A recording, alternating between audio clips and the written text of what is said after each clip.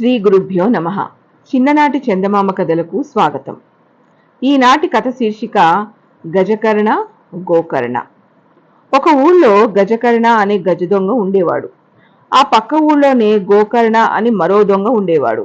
వీళ్ళిద్దరూ ఒకడిని మించిన వాడు ఇంకొకడు.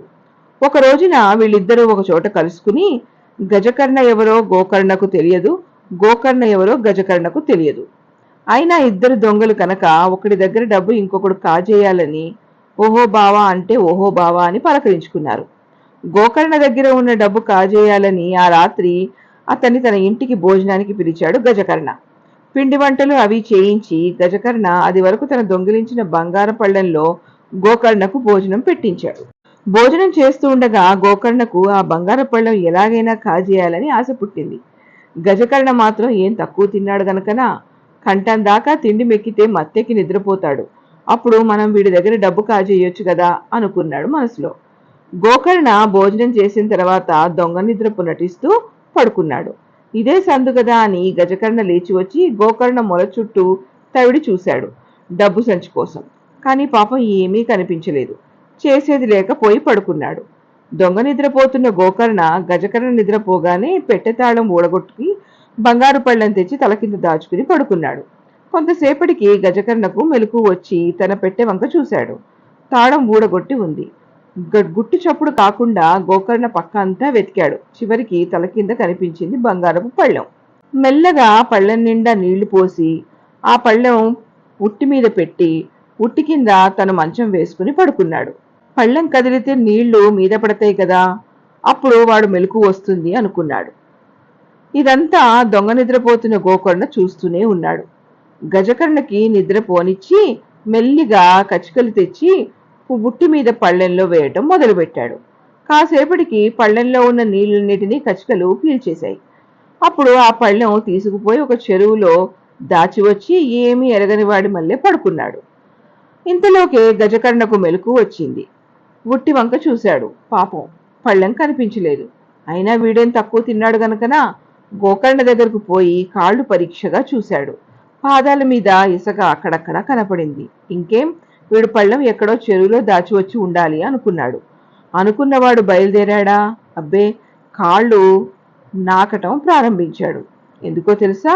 నీళ్లల్లో ఎంత లోతుకుపోయి దాచిపెట్టాడో తెలుసుకోవటానికి.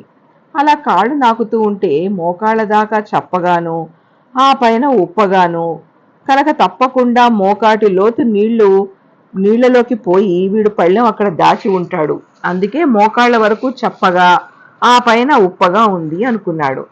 ఆ ఊళ్ళో ఉన్నది ఒక్కటే చెరువు. మోకాటి లోతు వరకు పోయి వెతికితే దాంట్లో పళ్ళెం దొరికింది. పళ్ళెం తీసుకుని గజకర్ణ ఇంటికి వస్తున్నాడు.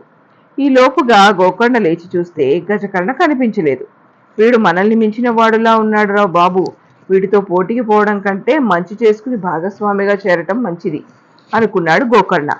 పళ్ళెం తీసుకుని గజకర్ణ ఇంటి గుమ్మం దగ్గరికి రాగానే గోకర్ణ ఎదురుగా పోయి, బావా, ఏమో అనుకున్నాను గాని నన్ను మించిన వాడివే నువ్వు కూడా.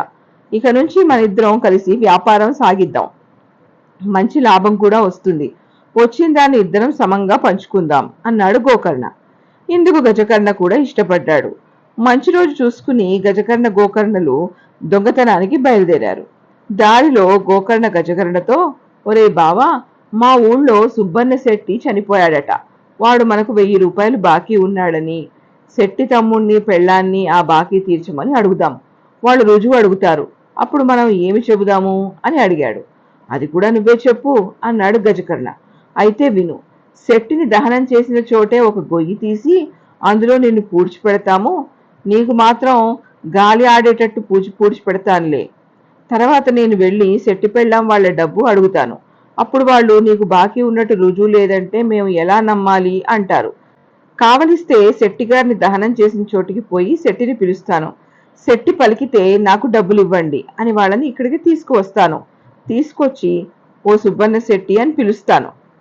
నువ్వు గోతిలో నుంచి ఓ అని పలుకు. అప్పుడు నీవు నాకు 1000 రూపాయలు బాకీ ఉన్నావు కదా అని అడుగుతాను. అవును అని పలుకు.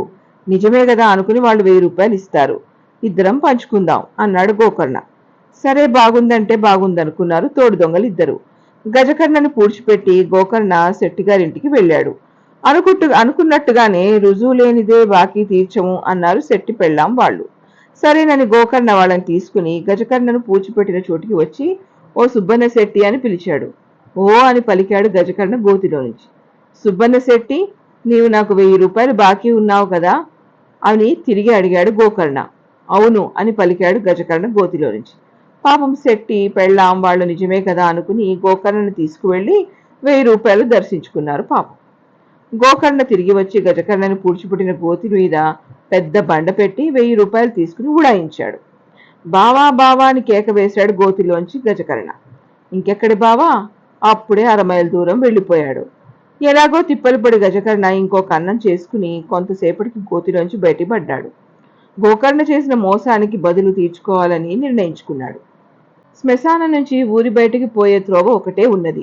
ఆ త్రోవలోనే బయలుదేరాడు గజకర్ణ గోకర్ణని వెతుక్కుంటూ.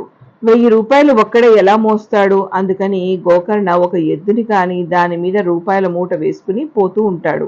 అంత దూరాన పోతూ ఉన్న గోకర్ణని గజకర్ణ దూరాన్నించే చూశాడు. పొలాల్లో గుండా నక్కి నక్కి పోయి ఎలాగైతేనేం గోకర్ణ కంటే ముందుగా చేరుకున్నాడు. గజకర్ణ దగ్గర ఎక్కడో కాజేసిన ఒక చక్కటి చెప్పుల జత కొత్తది ఉన్నది. వాటిలో ఒక చెప్పుని గోకర్ణ వచ్చే దారిలో పడేసి మళ్లీ పొలాల్లో పోయి దాక్కుని చూస్తున్నాడు. కొంతసేపటికి గోకర్ణ వస్తూ ఆ చెప్పు చూశాడు. ఈ ఒంటి చెప్పు తీసుకెళ్లి నేనేం చేసుకుంటానులే అనుకుని చెప్పు తీసుకోకుండానే వెళ్ళిపోయాడు. పొలాల్లోంచి గజకర్ణ ఈ మాటలు విన్నాడు.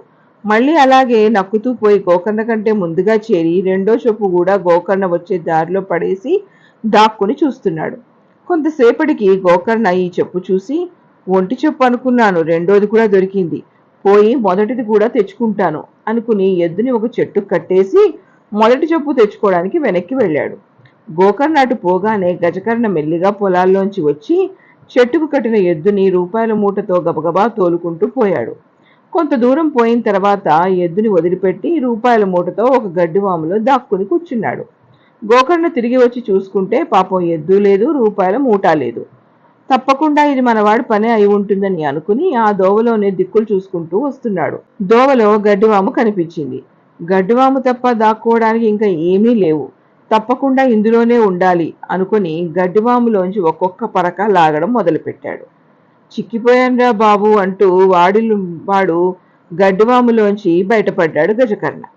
మన ఇద్దరి మధ్య పేచీలు దేనికి, ఈ రూపాయలు ఇద్దరం సమంగా పంచుకుందాం అన్నాడు గోకర్ణ. సరేనంటే సరేననుకుని అలాగే పంచుకుని మళ్ళీ మామూలుగా ఇళ్లకు చేరుకున్నారు ఆ తోడు దొంగలు ఇద్దరు. ఇంతటితో ఈ కథ సమాప్తం. మీకు గనక ఈ కథ నచ్చినట్లయితే మీ అమూల్యమైన అభిప్రాయాల్ని తప్పకుండా కమెంట్ల రూపంలోనూ తెలియచేయండి. అలాగే మీరు సబ్స్క్రైబ్ చేసుకుంటే నాకెంతో ప్రోత్సాహంగా ఉంటుంది. ధన్యవాదాలు. ఇంతటితో కథ కంచికి, మనం ఇంటికి.